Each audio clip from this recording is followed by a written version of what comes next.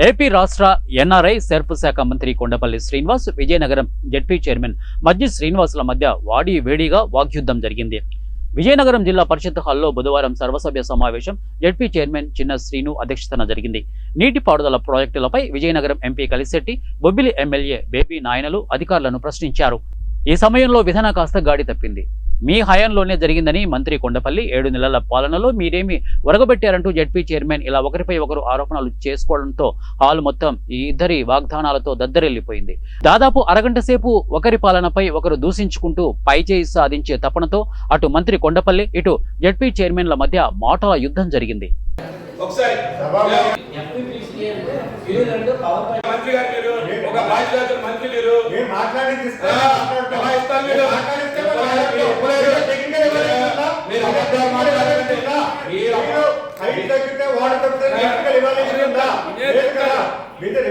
చెప్పండి, చెప్తాను.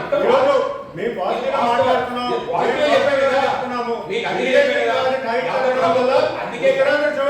రాదని ఎవరు చెప్పారు? మీద రివల్యూషన్ ఉందా? మీద రిపోర్ట్ ఉంటే చెప్పండి.